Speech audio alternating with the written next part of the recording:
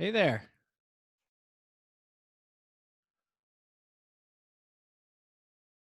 Looks like we've got a few people joining us today.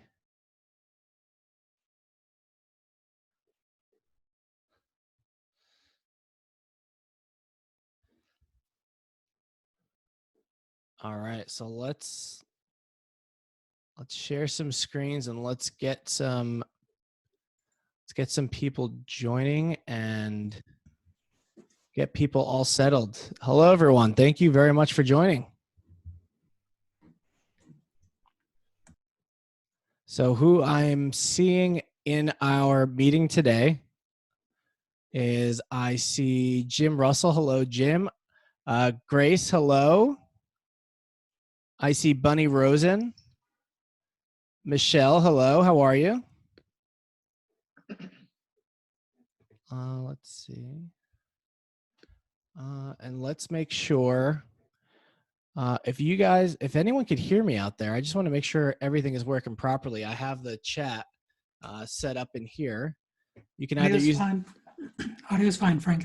Oh, perfect. Thank you, Jim. Thank you. Hi, Jim. Who else I see? I see Polly in here. I see Ben Melting. Hello. Thank you for joining us. Stephanie, hello. Hi. All right. Perfect. So the first thing I want to do is just thank everyone for joining us today.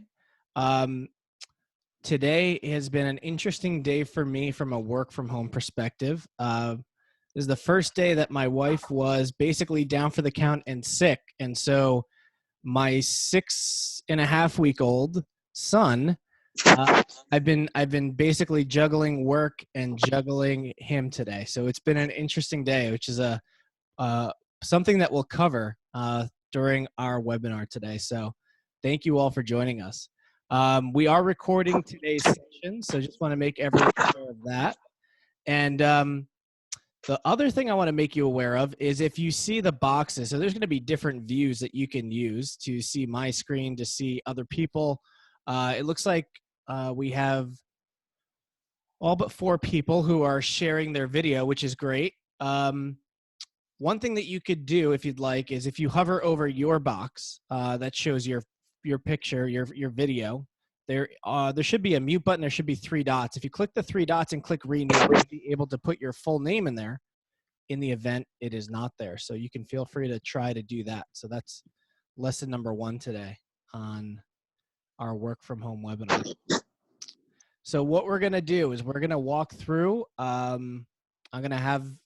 This is gonna be a pretty free-flowing session, and I'm gonna share some things that I've learned from working. And Ben, don't worry about the video. It's okay. You'll still be able to participate just fine. So yeah, I've learned a lot of lessons. I had been working part-time remotely. I have an office in Hackensack, but I've also been working,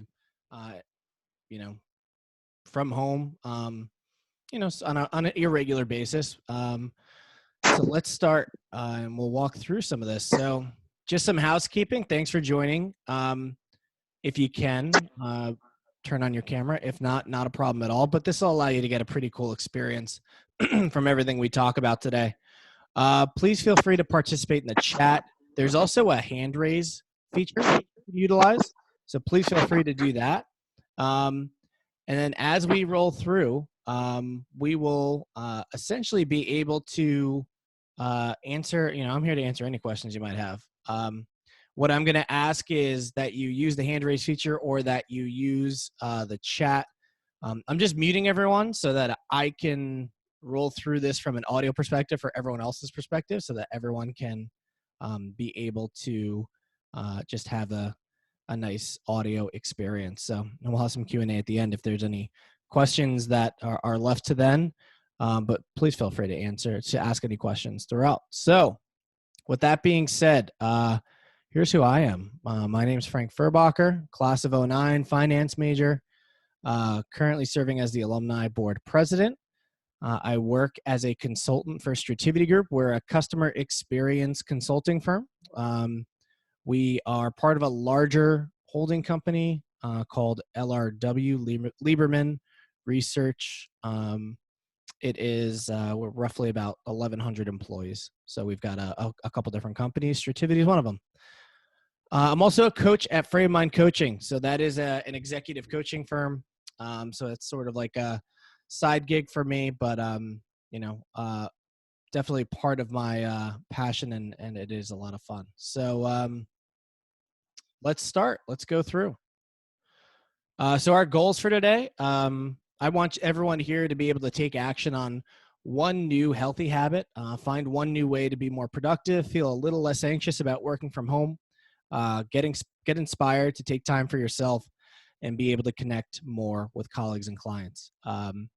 It's been rather crazy. I mean, I've with my work that I do with Strativity, we consult, and one of our biggest clients is BMW. So we've been working with them because I mean, their whole industry has been turned upside down, like many others, and they've actually had to figure out ways to get creative. And so I'll be able to share some experiences of that, but also make sure that I share just some best practices and reminders in a lot of ways. So my goal for you is to just come away with one or two things that you can take out of here that'll make you more productive or healthier or get more inspired. So let's roll through. So my first question to all of you, and we're going to start here, is how do you start your day? And what's the first thing you do when you wake up now that we're in this work from home world? So think about it. Maybe it's different from what you were doing before, but maybe it's not. So what I'll ask is if someone could share with me, maybe Stephanie, maybe I can pick on you for that. What is it that you do, and how is your day different? But I think you were working from home already anyway. Is that correct? Yeah, I have been working from home, but do you want me to put it in the chat? No, you can go ahead and say it right here. Okay.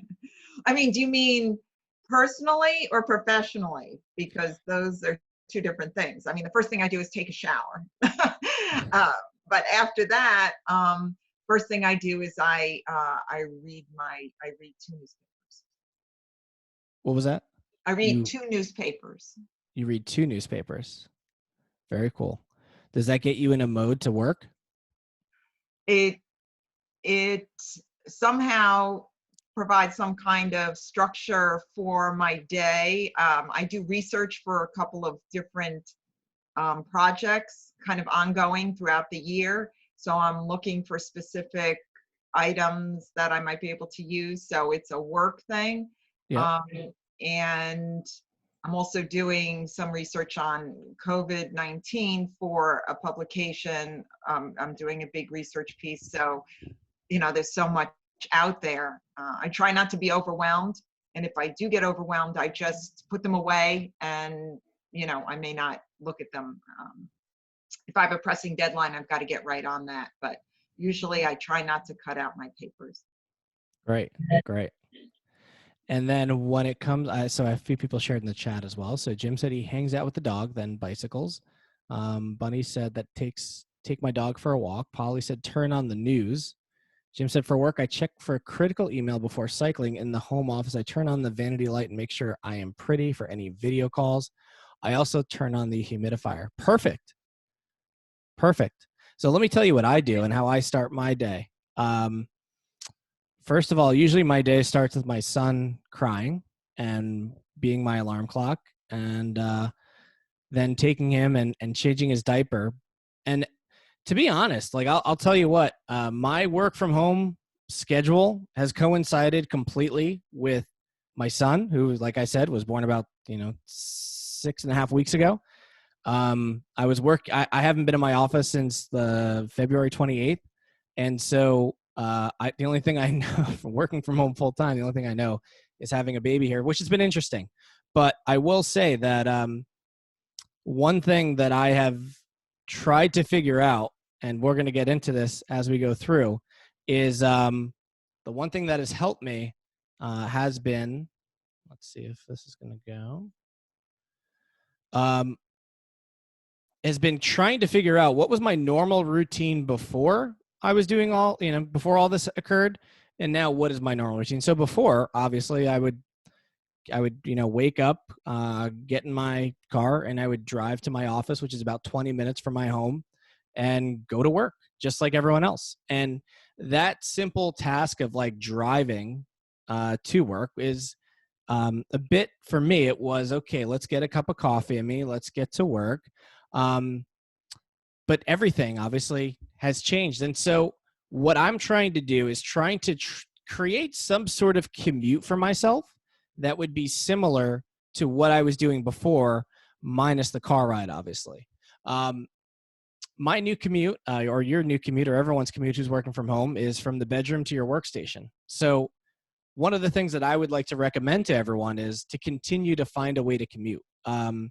Making sure that, and I know it's very tempting to just get up, go to your workstation, turn on your computer, possibly bring it to your couch or chair, um, and sit with it on your lap and begin getting to work. Um, but I would say that getting dressed for work has been something that I've tried to continuously do, because I could hang out in my pajamas, because usually what happens is, I'm taking care of my son, and then I'm logging onto the computer. Uh, but, you know, as funny as it sounds, getting dressed for work is still, it's an important part, not just physically, but mentally as well. So I would say that that was certainly one of the biggest things that I've continued to do in terms of working from home. And I saw somebody had a chat in here. One other thing while getting dressed, I listened to Gretchen Rubin Happiness podcast and Sirius 132 Wharton Business. That's awesome.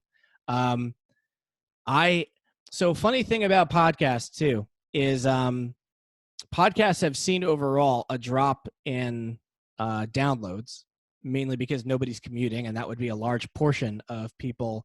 On my way to work, for example, I would be listening to a podcast as I'm going to work, as I'm walking into work.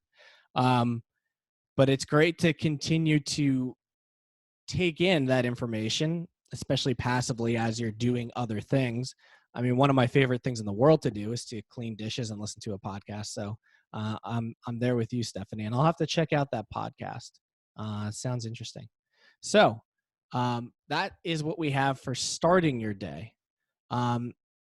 Now, we talked about designated a workstation or going to your workstation, and I have a few different tips here for people in terms of creating and designating a workstation. So, an important part of what I've been trying to do is separating home from work. Fortunately, I have a spare room that I can use as an office, and you could see behind me, we'll talk about kind of decorating your workstation, but that shelf is brand new, trying to dress things up a bit as we're working from home. But try to find a way to take and literally find a way to separate home from work. And, that includes having some sort of commute to your workstation. Find a seat or space in your home that becomes work. So it's for me, it's this room. When I'm in here, essentially I'm working. I'm usually not in here unless I am working. Now, if I didn't have a spare room, what I would definitely do is try to find just an area, a seat, one specific place where I can dedicate as here is my place where I go to and I am in work mode. And just mentally, it's a little bit easier for me to run through that. And keep your workspace tidy. So we just did a time management webinar yesterday for BMW. And that was one of the things that we talked about was keeping your workspace tidy. It's everyone works in different ways, right? But if we talk about a lot, and we'll talk about it a little bit more as we go, making sure we're planning our day. But with that comes, okay, well, what am I focusing on while I'm sitting here at my workspace? And if it's too messy, it's not going to be conducive to getting things done. And as we mentioned before, don't do your work in your recliner. That's your home. That's your home. Keep it your home.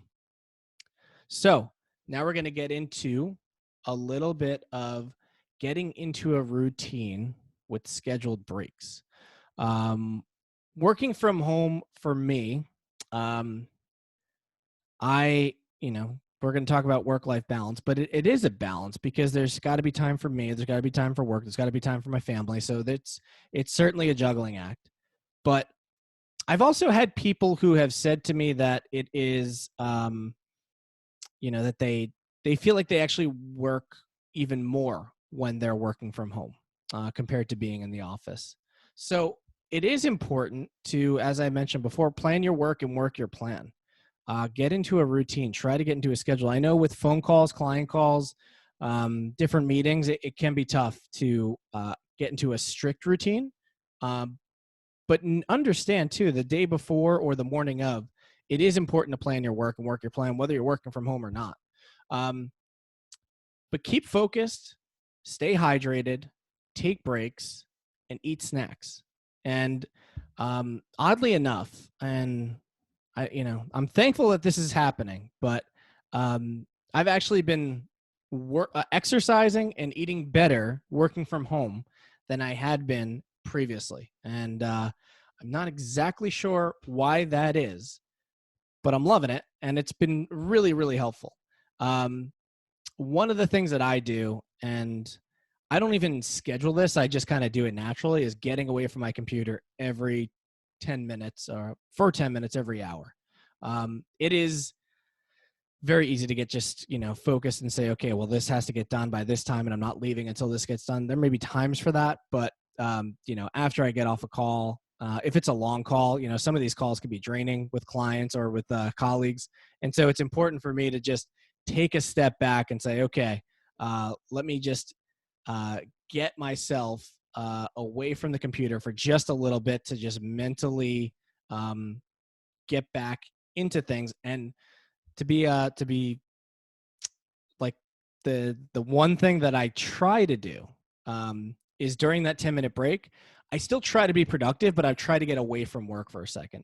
So like I mentioned, I like washing the dishes. I don't know why that is, but it's just therapeutic for me. So I'll go over and see, okay, does the baby have any bottles that I can wash off? Are there any dishes there that I can wash off? Sometimes that'll be my time, my marker for, okay, time to take out the garbage. Let's do that in the next 10 minutes. So I try to stay productive as often as possible, knowing that there is a time to like sit back and relax, but there's also an opportunity here to get more stuff done. And then move to a separate area to eat lunch. So I tried to strictly abide by this even when working in the office. I had this thing about like, I just didn't think eating lunch at my desk was, because we had an open office space and people sitting near us. And so I was like, nobody wants to hear me chewing. I don't want to hear anybody else chewing. So what I would do is I would always try to find a separate area to eat lunch. And I always try to do that too, while working from home. So I don't want to sit here in this seat and I don't want to eat here. So I'll definitely try to go to the kitchen and go ahead and take that. So with that, and I see that there's some stuff in the chat, has to be mindful snack eating. Absolutely. Yes, absolutely has to be mindful snack eating. And a good tip, I'm eating lunch right now. Great. Awesome, awesome, awesome. So lastly, get your steps in. It's extremely important. And we're going to talk a little bit more about exercise as we go through, but just because we are, quote unquote quarantine doesn't mean we can't exercise and get our steps in. And those 10 minutes are a great time to get your steps in, whether it's just walking down the block and back. Now we're going to move a little bit more towards work and talking about working with colleagues and clients.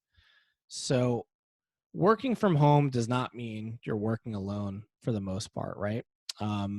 If you went from working in an office with people to now working from home, it's your responsibility, right, to stay connected to people. It's really not anyone else's. And so just because you're working from home doesn't mean that you have to be by yourself and isolated. I definitely try to stay in touch with my colleagues and clients, and we'll talk about a few different platforms that I use to do that. But reaching out to people like, water cooler talk that you would normally do in the office, it's still important to have connections while you're working from home. Setting up 10, 15-minute catch-up calls with some people to check on their families or see what they're doing or how they're holding up. It's extremely important. I know for my company, what we've done, and we're going to touch upon a meeting structure here as well, but you know, we don't use daily huddles necessarily for my company, even though I'm listing this here. You know, I do keep in touch with my specific team on a regular basis and pretty much daily basis. But one of the things that could be productive if you have the right structure would be a daily huddle. Daily huddles, from my perspective, they're short daily meetings with your team lasting about 15 minutes. So imagine if you have a team of, it could be, I mean, it could be one-on-one, it could be 2, 3, 4, 5 people. But the idea here is to do short daily meetings lasting 15 minutes. Typically when my company is training other companies on best practices for daily huddles, for BMW, for example, we would be talking about them in a sense of, in a retail environment, bringing a department together before a shift, during a shift, or at the conclusion of a shift to just discuss things, keep everyone engaged. But the structure that we would follow is choose a success to recognize. And that's always an important part. Staying positive right now is extremely important just to keep everyone's morale up. The next step would be choosing a focus, such as a skill improvement or just any communication or news that should be shared. So, you know, in the BMW world, what they're sharing is, you know, if there's new products or new things that are that people in the store should be aware of, they'll share that. Or they'll be talking about communication. For example, they currently have brand new processes of what's going on, new safety regulations. And so this would be a great time for a manager or a senior person to share those. And then planning next steps. You know, if there are any next steps to take out of it, maybe there's a customer that has to be followed up with, for example, this would be the time to plan those next steps and then close on a positive note. But this huddle structure could be used for just about anyone who's conducting meetings with their team. I've found it very useful. When I do have meetings with my team, I try to follow something regular like this. From a company perspective, my company does weekly all hands meetings is what we call it. And it's very much follows a very similar structure to this in terms of, you know, tell me what's going on. Let's check in with everyone. Let's keep it short. If we need to take it offline, we will, and we'll plan those next steps. But this is the time where we're talking about, you know, in terms of communication, we're talking about revenue and we're talking about successes with clients. So definitely a thing that I would recommend to anyone who needs some structure for their meetings internally. And then when it comes to colleagues and clients, come up with some ground rules. For my company, we're a smaller company, so it's very much look at my calendar and ping me when you need me and tell me what you need from me, and I'm willing to help and do whatever. It's sort of like everyone's kind of on a very similar level when it comes to where we're at right now and getting stuff done. And we've set up these ground rules, and it's been very helpful because you know, one thing that my company was doing before, we did have a solid amount of people that were working remotely already, and now obviously that's increased. And then returning calls and emails promptly. It's one of the things that I think is just a great best practice. Just about setting expectations, right? Like if you can't return a call from someone, especially a colleague or a client, just texting them or emailing them to let them know, hey, got your call, we'll call you back at this time.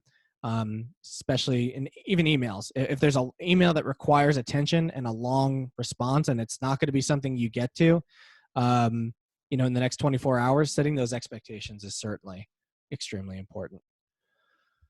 Now we're going to get into utilizing technology.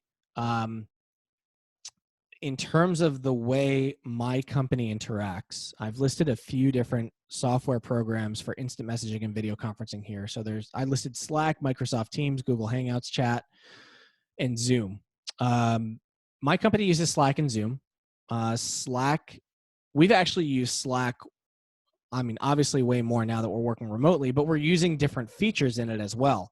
So my company has a phone application on our computers that if anyone calls my landline, it also rings on my computer. I have the choice that I can pick up from my computer. And it's very useful, but it's not as friendly when I'm talking to people internally as Slack is. Slack, for those who don't know, is an instant messaging um, software tool that is also used to share files directly one-on-one, or you can create groups within Slack. So you can have like, okay, you might have your whole team on one channel, and then on the next channel, just the people that are on your project. So we found it extremely useful. It also does have a screen share feature, which has been something that we've been using more and more. It has a sort of like a phone call feature, like you can call the other person, and that's been what we've been using more of as opposed to our phone system. Then there's Microsoft Teams. I know we're not using that personally, but that's been something that a lot of companies, I know for BMW, they're using it. Google Hangouts is something that is, it's always been available. People have always been making use of it, but now even more. Sorry for the typo there. Google Hangouts. And then we have, for my company, we use Zoom for our video conferencing. Typically, for any client call or meeting that I have with just about anyone in my company, I'm setting up a Zoom meeting. I'm sending them a link. I'm going to show everyone kind of a few features of Zoom in just a little bit. But there's also been some, and Jim, maybe you can fill us in on some security procedures that have been going on with those two, with the Zoom mainly. But I know a lot of companies have been steering away from Zoom due to some security reasons. Yeah, and I think some of that is actually kind of bad press for Zoom.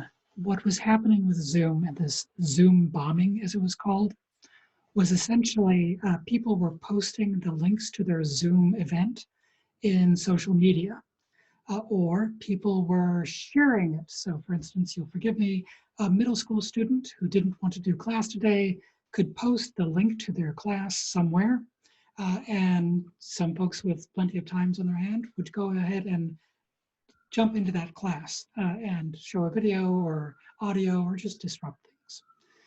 So the ways to stop that sort of Zoom bombing from happening is make sure you're sharing securely the link to the event. Just like for this one, you should have gotten your Zoom link via a response after you RSVP'd and went through the process.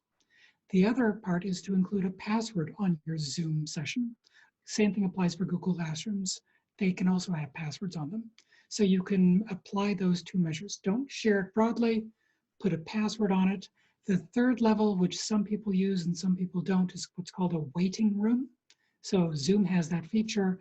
Before you let them in, you can go and double check. So even if they had the link and they had the password, if you don't recognize the name, don't let them in from the waiting room. So those are three quick things with Zoom, but I actually don't advise people to run streaming from Zoom. It's a perfectly safe tool when used properly. Same thing for the other products, pretty much. Thank you very much, Jim. And yeah, there's definitely, I would say Zoom has been, they've been having to fight a bit, but they've also been seeing a huge increase in users. So they've been getting some bad press, but they've definitely been benefiting from people working from home. They've been playing a very large part in making that happen. So thank you for that, Jim. Also, some optional tools for setting up your home studio. I say home studio because in my line of work, what we've been doing in terms of doing training inside BMW stores, we were doing a lot of it in person. We've been doing some of it virtually with webinars and such, but a lot of it was in person. And so our trainers, as you could imagine, ran into a bit of a problem there because they were doing all this traveling, going all across the country to do these in-person trainings. And now they are home and figuring out, okay, well, if we're no longer doing in-person training, what do we do? So we've been kind of creating a virtual visit, or in the midst of creating virtual visit training, utilizing our facilitators. And one of the things they've been doing since they've been at home for the last 4 to 6 weeks has been doing everything they can to learn about Zoom so that they are very prepared for when we start our virtual sessions. And some of them have been essentially creating home studios to make this happen. I've been doing a little bit of this. So I actually and you can't see this, but my laptop is on top of a wooden box and a book and a folder, so that it's higher as opposed to lower. I just ordered a riser, so I can put it on an actual riser on the table, on top of the table. But from a best practice perspective, your video would actually be eye level with you or just slightly above. And that'll give you the best video conferencing look when it comes to creating it. Otherwise, it's down low and it's looking up to you, and just a bit of a best practice. I also have just ordered a wireless mouse. I'm sorry, I have a wireless mouse. I've just ordered a wireless keyboard as well as a USB hub because I'm running out of USB ports in my laptop. But this would allow me to sit here. So as opposed to having to raise my hands and type like this, I'd be able to just sit here normally and go ahead and be able to type and do everything I need to do while still on video. I also, before this all started, I ordered this microphone that just happened. That was just by chance. But what I have heard from people is, and another best practice is, if you're going to be on a lot of conference calls, if you're going to be doing a lot of, meetings where you're using your audio on your computer, it definitely is a best practice to have a microphone. Another tool that could be useful is a headset. I see some of you wearing headsets, but one that comes with the microphone attached to it is a great thing. Part of the reason why I did order the microphone is I just didn't want to wear headphones all day. It just got to be like annoying on my ears. So that's definitely a recommendation, high recommendation. You could also go with a web camera to get a more high quality video image. If you're going to be on video a lot, I would recommend that. And then a clean background. So you'll see I have a light in the background over there. I'm actually going to be moving that in the near future to try to get it out of the picture. You could see I have a little bit of my door in there, which is probably not like ideal, but in any event, try a fake plant in the background. I'm going to be dressing up my my shelving in the back a little bit more. I actually have 2 windows right here and then one to the side here in my the room that I'm in. The reason why the light back there is not on is because it just doesn't give off a very good visual when it's on. It just kind of is distracting in a lot of ways. You want the light coming from in front of you this way, obviously, just like you're taking a normal photograph. Depending on how sunny or cloudy it is, my lighting's a little bit better or worse. I'm going to be adding a lamp pretty soon, maybe 2 to the desk, just so I have a well-lit area here moving forward. So that's what I have in store there. And then getting comfortable being on video. It's something I'm still getting used to. When I do my webinars for clients, typically I'm not showing video, but whenever I'm doing meetings, typically I am showing my video, just because the webinars don't really require me to show the video. It's more about the content, and we actually have multiple speakers going on. So it's just sort of a preference thing, but get comfortable being on video. It's happening more and more, so you might as well adapt to it.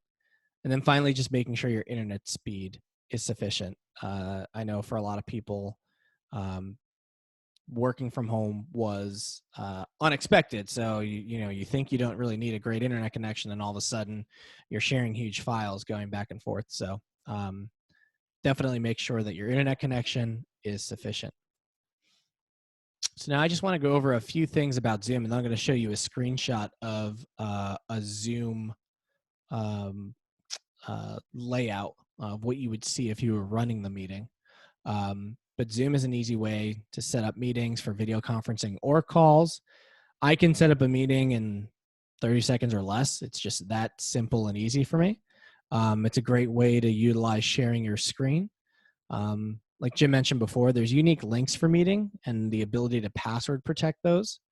And you could join from your computer or your phone, or your participants could. So when you're inviting them, and it also has a really, really great one-touch feature for your phone. So if you get an invitation, one touch, it dials in to the phone number that you have to call, as well as the meeting ID. Makes things very simple.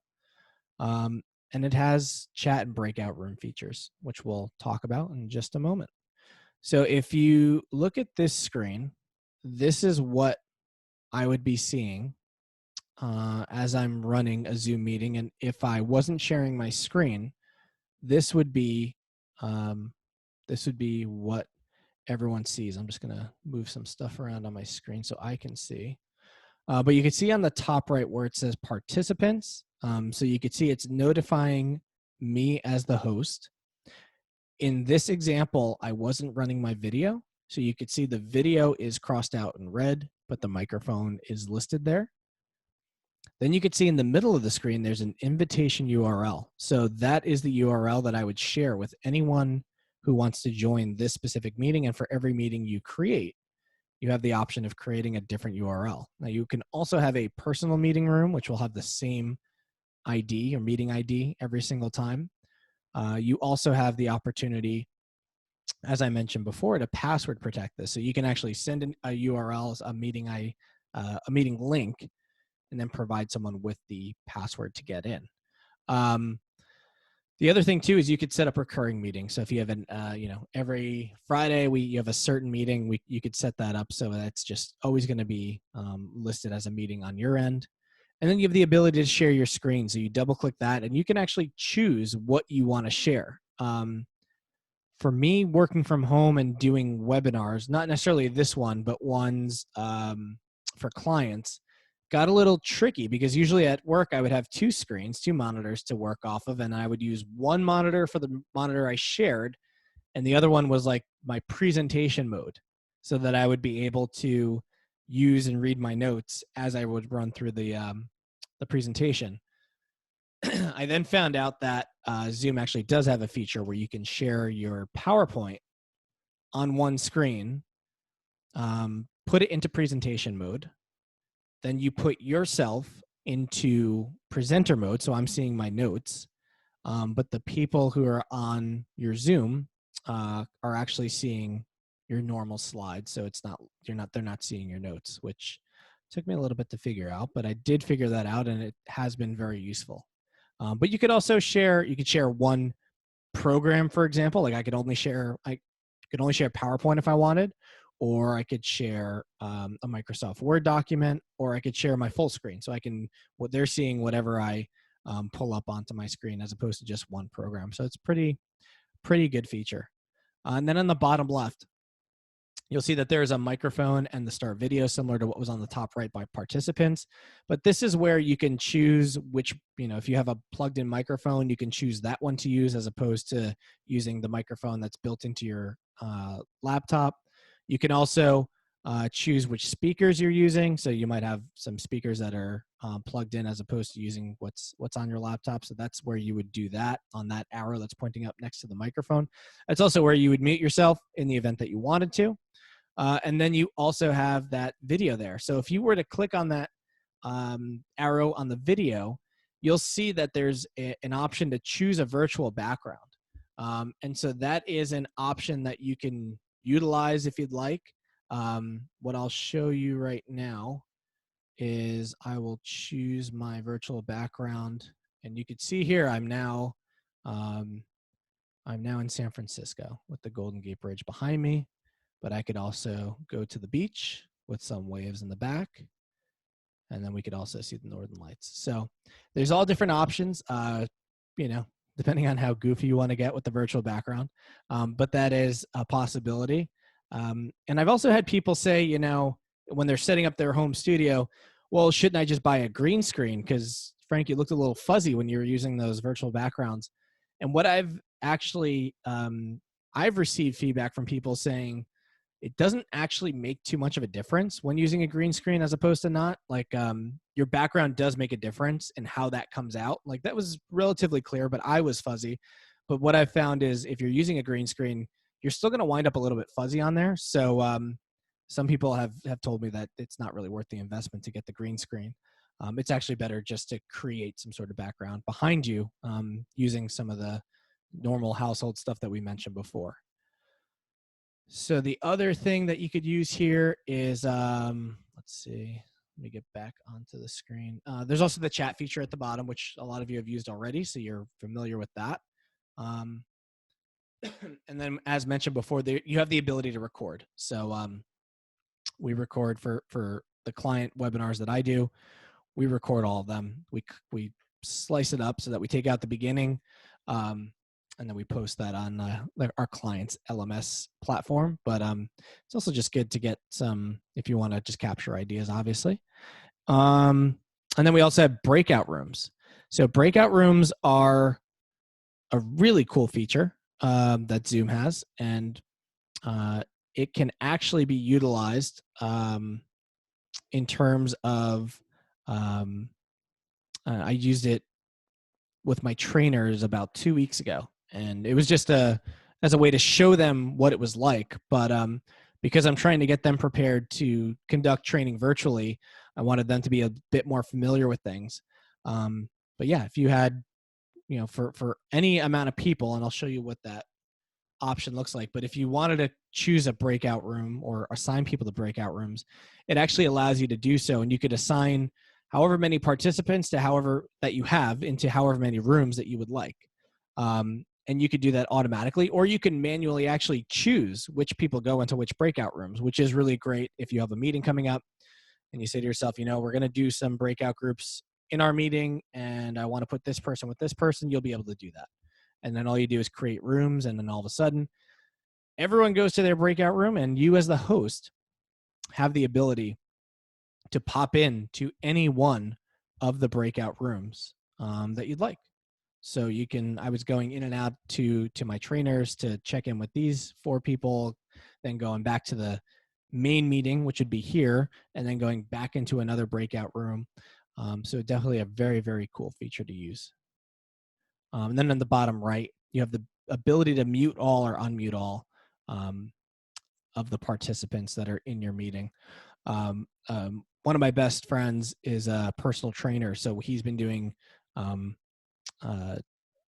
not only a personal trainer, but group trainer as well. So he's been running his group fitness instruction through Zoom, and he's been having people, basically set up their laptop or their phone, and he's running them through everything. But yeah, he has the ability, for example, to mute everyone or unmute everyone so that when he's giving instruction, that everyone could hear him even while they're doing their workout. So it's been, trust me, if everyone's been trying to figure out how I can do my job virtually. So going into our next slide is maintaining a work-life balance. So it's very easy to get caught up in working too much when home. And the reason for that is, like we talked about before, is setting boundaries. When am I working and when am I not working? I can only imagine. I mean, I have it very easy. My wife, I mentioned she's not feeling well today, so we've been juggling my son, but I cannot imagine what it's like having 2, 3, 4 children at home, having to make sure they're learning something, and then also having to do your job. And a person that I work with directly has a 6-month-old, and her husband are home, both working full time. And their son's not going to daycare like he was before. So you have to plan, and you have to balance yourself and try to maintain regular hours. And that's what I've been trying to do, and that's what people in my company have been trying to do. And as I mentioned, you can't go to a gym, but you can exercise. I've mentioned before, I've exercised more now than I was before, so it's been really, really great for me to get into that kind of a flow. And it's been a lot of fun. Also, spouse at home determine who works in what space and when. So, my colleague has mentioned to me, like, she's been having to figure out, okay, well, I'm going to be working in the kitchen doing this, and then my husband's in the basement doing that. But then they also have their son that they have to figure out and go back and forth on. So, they're just trying to plan their day. They've actually been doing it in like hours. So just because someone's taking care of their child doesn't mean they can't necessarily work. But it does mean it's very difficult to work. And so one of the things I would say that has been extremely important. And I've had multiple colleagues express this to people at my company is, listen, my child's at home and they're not going to daycare, and I need to figure out how to get work done while they're here, but that's not going to be an easy thing. And so, that comes down to communication and making sure that you're setting the proper expectations, because I mean, listen, this is this this virus threw everyone a curveball, and we're all trying to get acclimated to things, and we're all doing things that are irregular. And so, you know, it's life. It really is. Lastly, cut yourself some slack. So this isn't easy. There's no right way to get through this. This is temporary, though. So that's the good thing is there may be a new normal on the other end, and there certainly will be. But this being in isolation is certainly temporary, and it's normal, very much normal, to feel isolated. My biggest recommendation is continue connecting, continue coming up with a routine. I've talked to friends who I wouldn't have talked to had this whole thing not been going on. I had a really good friend of mine move down to Texas about a year ago with his family. His wife got a job down there, so they moved from living in New Jersey their whole life to moving down to Austin. And we would talk every once in a while. And when he came up here probably about 3 months ago, so we got to see him while he was up here, and we were always kind of hoping, okay, well, when can we go to Austin? But then we just had a kid, so it's like, well, when's it going to be okay to go down there? Every Saturday night we've been doing a game night virtually through Zoom, and using also a house party app, and it's been really, really fun and really cool to do. I would have never done this if it weren't for this quarantine stuff. I would have never thought of doing it. But it's great for us parents too. We all have these young kids, so it's like we don't ever leave the house after 7:00. We got to be home by then to get our kids to sleep. So it's been really cool for that. And one of the things from my coaching that I think is really important is what you focus on grows. It's very, very easy to just watch the news and get kind of depressed at everything you're seeing. It's really hard to see the opportunity that's coming out of this. But the opportunity is that this is forcing us to fast forward in a virtual way than we would have gotten here anyway. It's just this is getting us there a lot faster. Somebody else just said, Jim just mentioned Zoom happy hours, dinner dates, yoga, high school friends reunions. Stephanie's mentioning just had a Manhattanville Zoom reunion on Monday. I'm very those are all great things. I'm very also happy to share that I'm doing we've done it for 3 weeks now. We've done a Friday night Manhattanville baseball class of 09 Zoom get together, and we're going to be doing it again this Friday night. We've kind of turned it into a bit of a game show or not game show, but talk show where I've been bringing on different guests. So people outside of 2009. I do have screenshots, Jim, so I could definitely share those. But yeah, we're talking more now than we did before. I'm telling you, we had our group chat on our phones, but this has been a great way for us to get back in touch, to keep on seeing what's going on. And when we bring on these random guests from different class years who we're all teammates playing baseball together, it creates a different dynamic, which has been a lot of fun.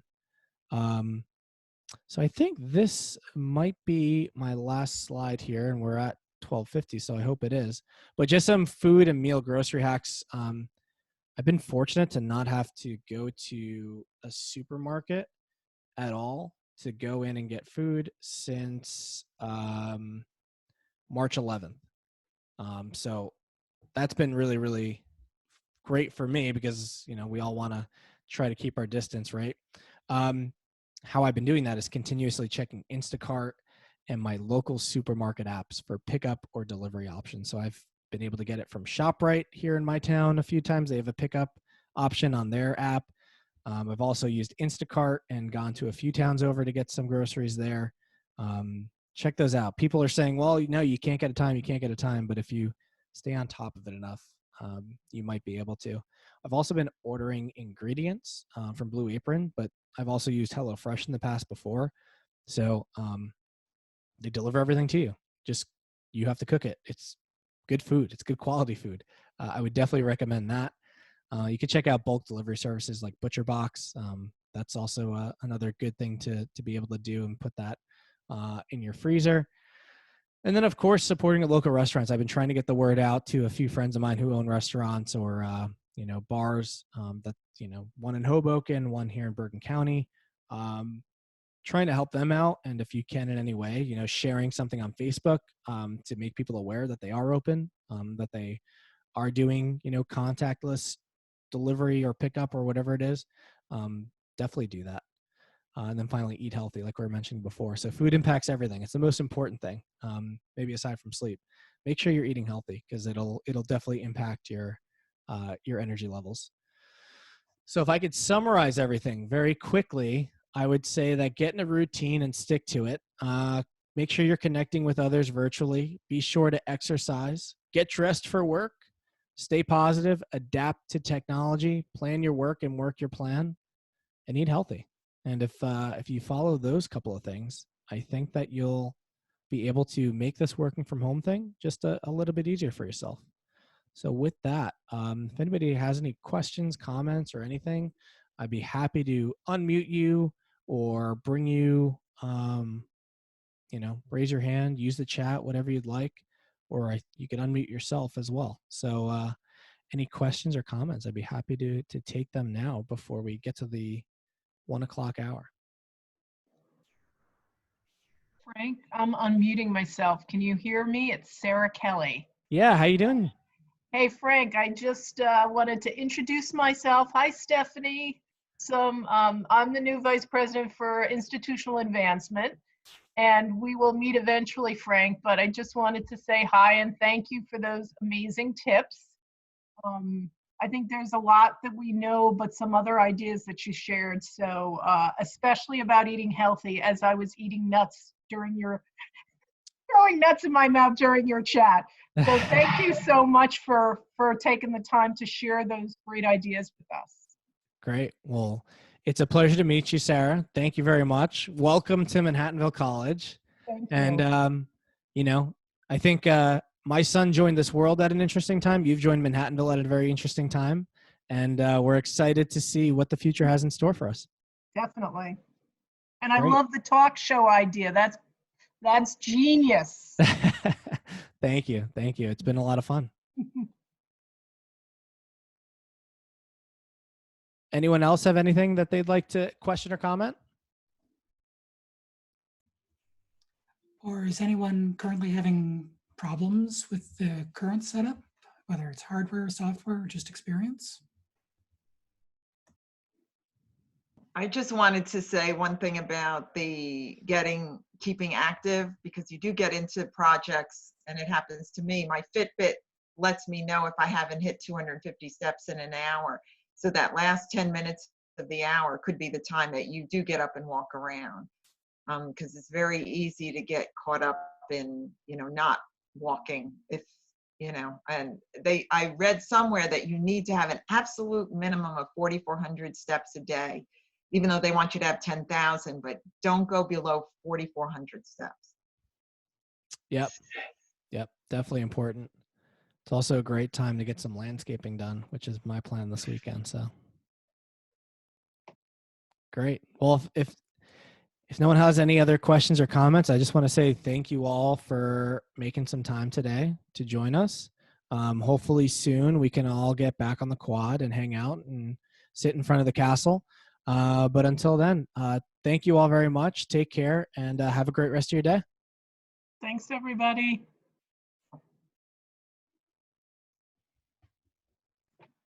Thanks, Frank. You got it.